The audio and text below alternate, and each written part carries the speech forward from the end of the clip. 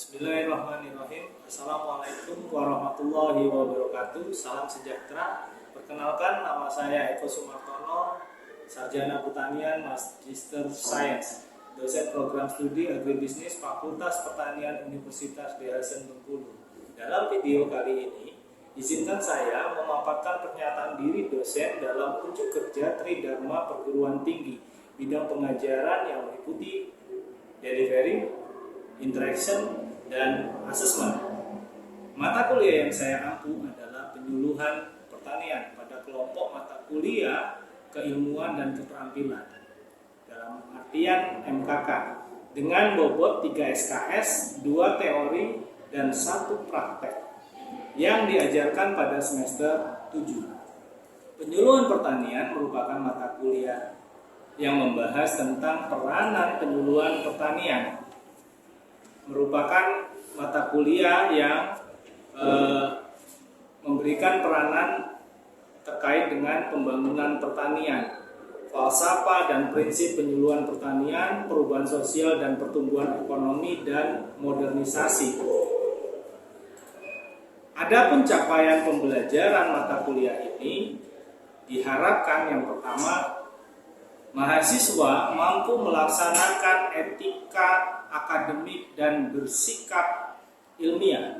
Yang kedua, memberikan pemahaman kepada mahasiswa tentang kompetensi penyuluhan pertanian melalui teori-teori yang mendukung serta contoh aplikasi nyata di dunia agribisnis. Yang ketiga, mengembangkan pemahaman dan kesadaran tentang hakikat penyuluh. Yang keempat, terkait dengan bagaimana mahasiswa mampu menginternalisasi dan mengkomunikasikan nilai dan sikap yang terkandung dalam penyuluhan. Yang kelima, mengembangkan employability skills dalam diri mahasiswa sebagai prasyarat dasar terbentuknya sebuah praktek rencana usaha serta memiliki jiwa dan penyuluh yang sejati. Yang keenam, mahasiswa dapat mendiseminasi karakteristik serta membaca peluang usaha dan etos penyuluhan secara meluas. Yang ketujuh, membahas terkait dengan mahasiswa mampu memberikan pemahaman dan keterampilan tentang penyuluhan pertanian sehingga mereka diharapkan terdorong motivasinya untuk menjadi penyuluh atau menyuluh kembali ke masyarakat. Adapun beberapa materi pembelajaran penyuluhan pertanian, bab pertama, pendahuluan dan ruang lingkup pertanian. Penyuluh pertanian. Yang kedua, pokok-pokok pengertian penyuluhan pertanian. Ini terkait dengan azas, tujuan, fungsi, dan falsafah penyuluhan pertanian. Yang ketiga, pokok-pokok pengertian penyuluhan pertanian terkait dengan prinsip-prinsip penyuluhan pertanian. Yang keempat, terkait dengan bagaimana pokok-pokok penyuluhan pertanian menerangkan terkait dengan penerangan dan propaganda. Kemudian yang kelima, sejarah penyuluhan pertanian. Bab kelima terkait dengan sejarah penyuluhan pertanian, yaitu pada zaman penjajahan. Yang keenam terkait dengan sejarah penyuluhan pertanian pada zaman kemerdekaan. Bab ketujuh berbicara terkait dengan bagaimana perubahan sosial dan difusi inovasi pertanian. Pertemuan ke-8 nanti ada ujian tengah semester, dilanjutkan dengan bab ke-9, yaitu mengenai proses bagaimana keputusan inovasi pertanian. Selanjutnya terkait dengan yang ke-10, bab ke-10 ini mengacu pada komponen sistem sosial dalam difusi inovasi pertanian, yaitu di mana sistem sosial petani, agen pembaharu, penyuluh, dan masyarakat.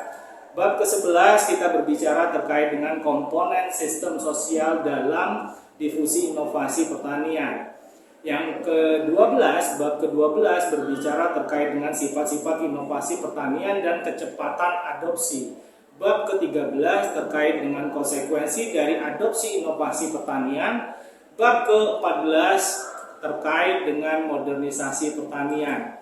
Selanjutnya ujian akhir semester. Nah, sebagian besar memang materi yang diajarkan termuat dalam buku referensi yang saya tulis bersama 2 rekan dosen lainnya dengan judul Dasar-dasar Penyuluhan dan Modernisasi Pertanian.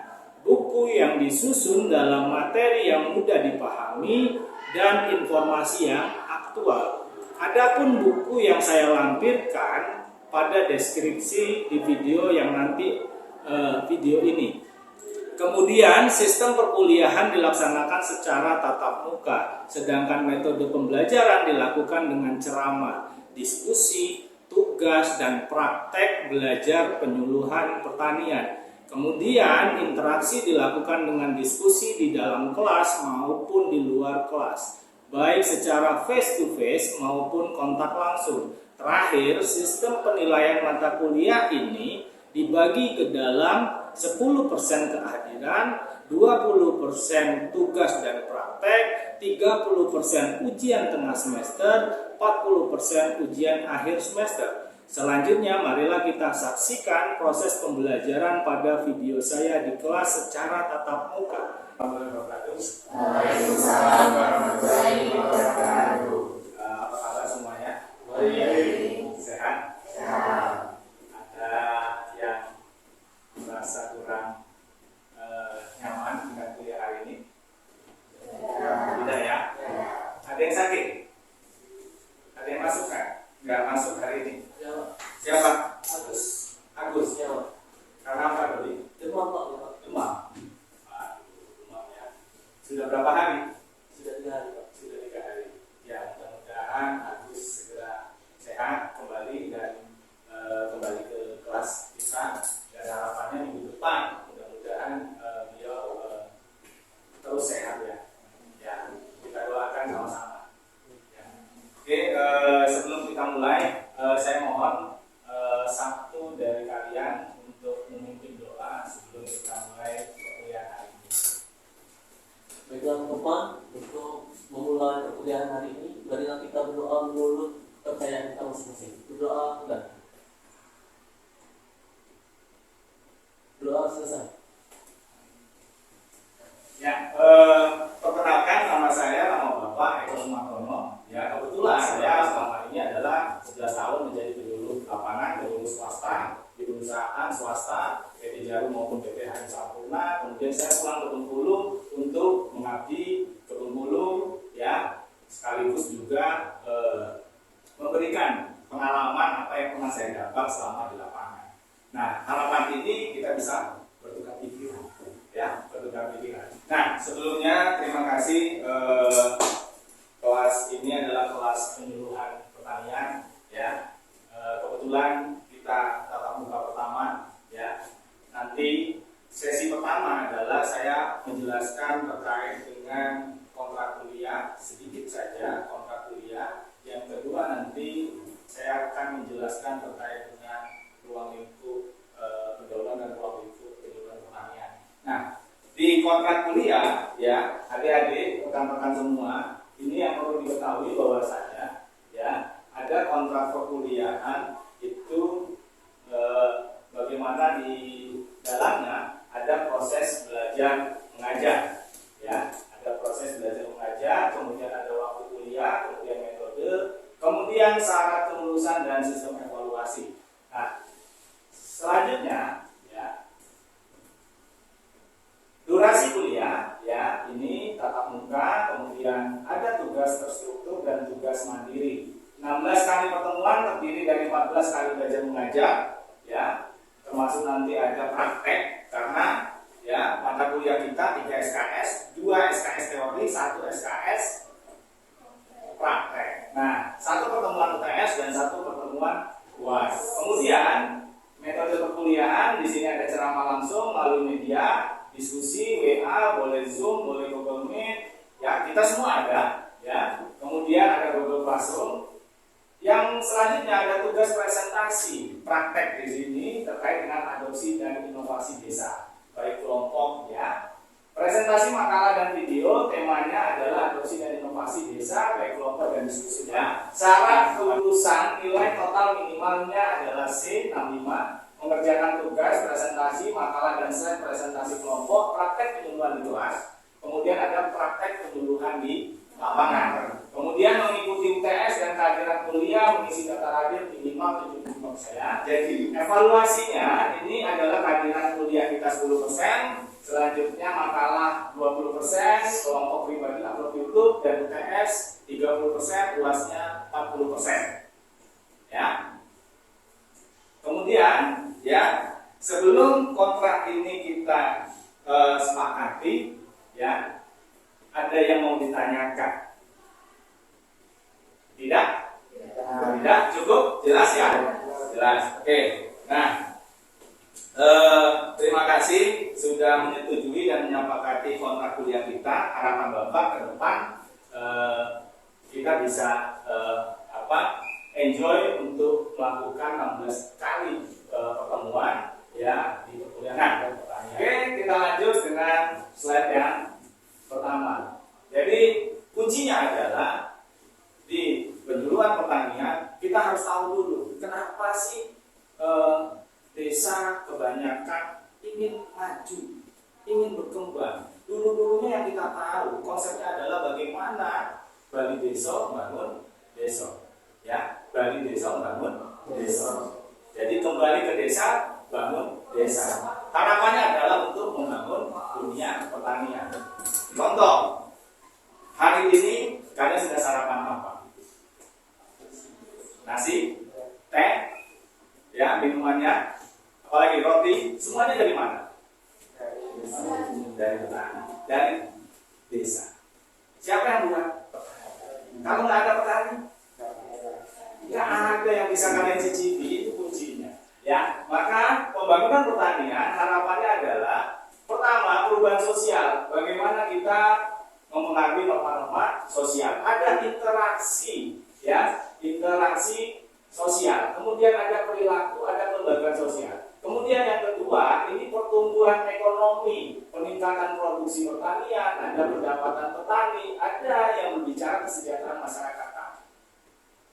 Dunia pertanian yang ada di desa, bagaimana kita mencoba membangun pertanian. Ya, tadi maka yang saya bilang, kenapa mau masuk ngambil mata kuliah penyuluhan pertanian? Kita samakan dulu. Hari ini fungsinya adalah untuk menyamakan proses itu. Ya. Nah, di sini kuncinya adalah kita ingin merubah perubahan sosial yang ada di masyarakat pertanian, kemudian adanya pertumbuhan ekonomi. Selanjutnya apa? Kalau berbicara pembangunan pertanian, ya, ada syarat pokok dan syarat apa? Bersaja.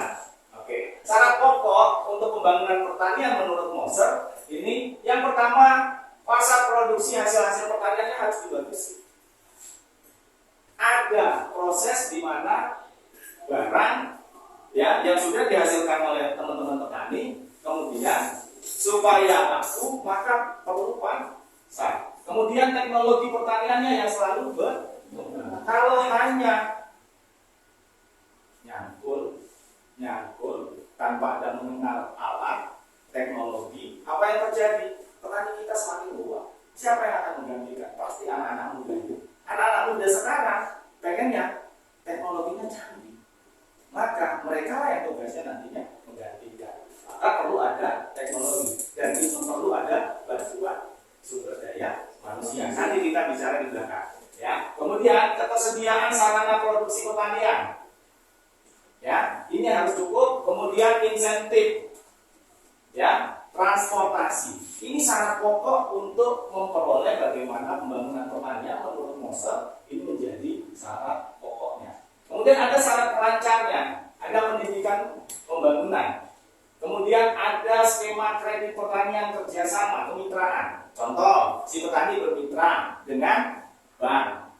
Si petani bermitra dengan badan usaha milik desa. Si petani bermitra dengan koperasi.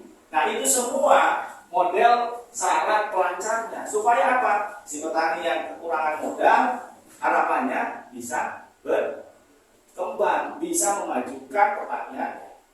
Ya. Nah, kemudian ada reboisasi dan ekstensi Kemudian ada perencanaan pembangunan pertanian.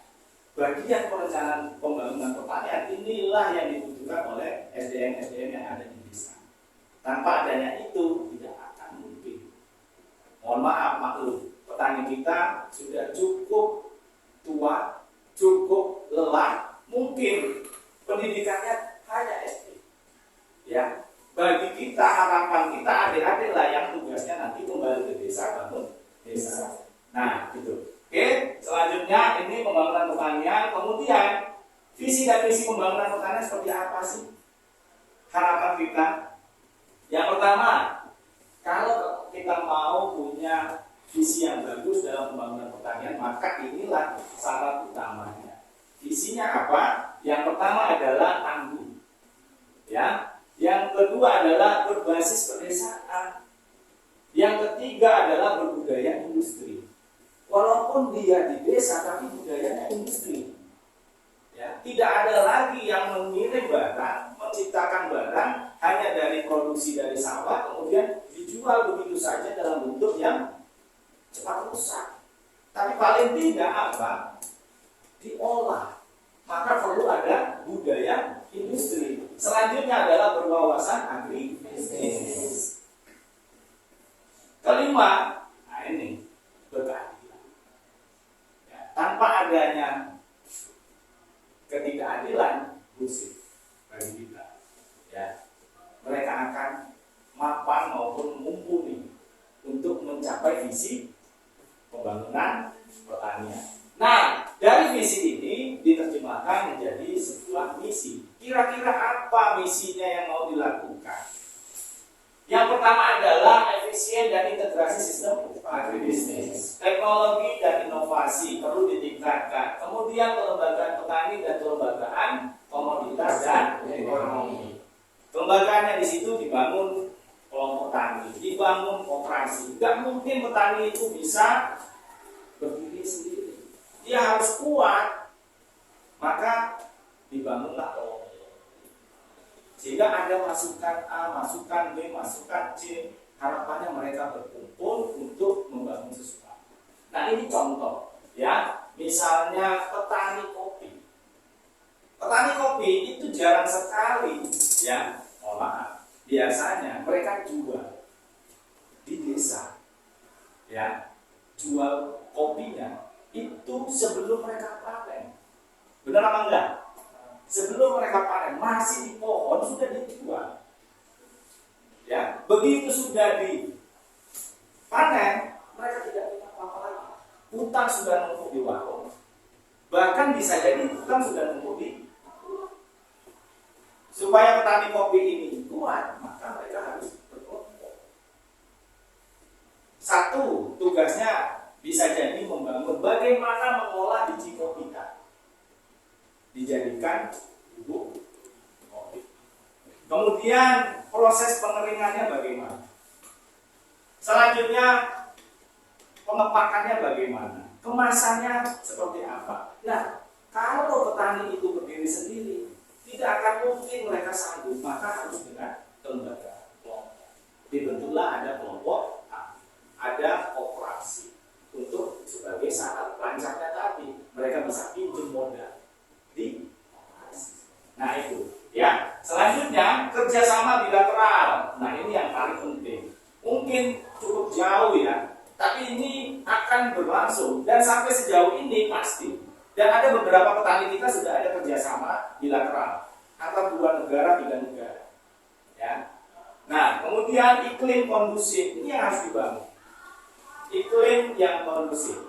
Bagaimana membangun pertanian punya iklim yang kondusif? Kalau iklimnya siput-siputan, repot kan? Gak akan maju. Nah ini yang harapan kita, yang sama-sama bareng-bareng. Nah tugasnya adik-adik nih yang ada di sini, belajar penyuluhan pertanian. Bagaimana kira-kira kita mengumpulkan kawan-kawan petani nantinya yang ada di desa. Pak kira-kira maunya seperti apa? Bentuknya seperti apa? Yang diinginkan seperti apa? Mungkin saya punya usulan seperti A, B, C, D, dan Z. Ya. Nah inilah tugasnya kita. Kemudian kelestarian sumber daya dengan lingkungan. Nah ini, ya visi dan misinya harus seragam. Ya, harus saling berkaitan. Kalau nggak ada yang berkaitan, nanti apa yang terjadi? Oh, pelestarian sumber daya lingkungan hidup ini kaitannya dengan apa? Ya, bisa jadi kaitannya dengan budaya industri. Bagaimana budaya industrinya ini menjaga kelestarian sumber daya alam dan lingkungan hidup. Tidak ada lagi pencemaran. Kalau sudah dibangun industri, tidak ada lagi yang merambah sumber daya alam yang berlebihan. Nah, ini yang harus kita lakukan. Nah, oke, selanjutnya jelas ya dengan visi misi ya? Jelas ya? Oke. Nah, tujuan pembangunan pertanian ada 7. Ya, salah satunya tujuan pembangunan pertanian memproduksi pertanian itu sendiri, baik jumlah dan mutu. Kedua, pendapatan dan kesejahteraan hidup. Ketiga, kesempatan kerja yang produktif. Jadi tidak ada orang lagi yang ada di desa itu nganggur. Kebanyakan kita kerja di kota, di desa tidak ada pekerjaan, padahal kerjaannya banyak. Ya, kemudian ya ada peningkatan ekspor hasil pertanian. Kemudian ada peningkatan investasi di sektor pertanian. Kemudian ada keseimbangan pembangunan kota dan desa. Kemudian berkembang industri pengolahan hasil pertanian. Nah, ini semua adalah tujuan pembangunan pertanian. Nah, pertanian di Indonesia, nah inilah yang dinamakan di persimpangan jalan. Ya, ada yang dinamakan akses kelembagaannya, keuangannya lemah, akses pasarnya lemah, investasinya rendah, infrastruktur pertaniannya terabaikan. Kita rasakan sekarang, sangat-sangat kita rasakan. Organisasi taninya kurang berfungsi. Fungsinya adik-adik belajar penyuluhan, meningkatkan ini semua. Gimana caranya mereka bisa berproduksi tidak lagi impor? Masa sih harus seperti ini? Ya, selanjutnya orientasi paradigma pembangunan pertanian. Ada orientasi masa lalu, ada orientasi masa mendatang. Yang pertama, yang dulunya sentralisasi harapannya desentralisasi, berkembang. Kemudian ada yang dulunya komoditas, sekarang berbicara sumber daya, meningkatkan sumber daya yang ada di desa.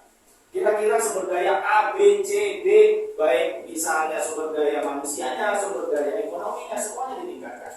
Pendapatan petani yang dulunya masa lalu berorientasi untuk cari pendapatan aja, tanpa ada peningkatan kesejahteraan petani. Kesejahteraan petani berarti mereka harus saving, harus ada tabungan. Selama ini petani habis di situ, makan di situ, habis seketika, besok tanam lagi, kemudian mutak. Nah, ini yang kita harapkan jangan sampai seperti itu. Kemudian skala usaha subsisten menuju skala usaha komersial, teknologi padat karya menuju teknologi padat, komoditi primer menuju komoditi tarik tambah, orientasi pada daerah potensi. Ada dorong gelombang daerah tertinggal sama-sama maju. Inilah orientasinya. Peran pemerintah menjadi partisipasi masyarakat. Selama ini hanya peran pemerintah saja, tidak ada partisipasi masyarakat. Nah, ini paradigma pembangunan pertanian. Kemudian selanjutnya adalah profil SDM pertanian kita. Saya singkat mungkin. Yang pertama adalah mental, produktif, yang kedua usaha mandiri, yang ketiga kreatif, yang keempat inovatif, yang kelima B-nya itu benak kepemimpinan, ya ini, yang A-nya arsitek agribisnis. Kalian menjadi arsiteknya, ya. Yang terakhir teknologi keterampilan, menularkan teknologi. Yang ketiga, ini yang kita harapkan SDM pertanian yang ada di desa. Mentalnya cukup, usahanya mandiri, kreatif, mereka inovatif, benak kepemimpinannya, mereka bisa mengatur, ya, membawai anggota-anggota yang lain, kemudian menuju arsitek dan teknologi tepat. Perlu diingat, ya, bukan gigi, ya, Oke. Selanjutnya, maka perlu visi SDM pertanian.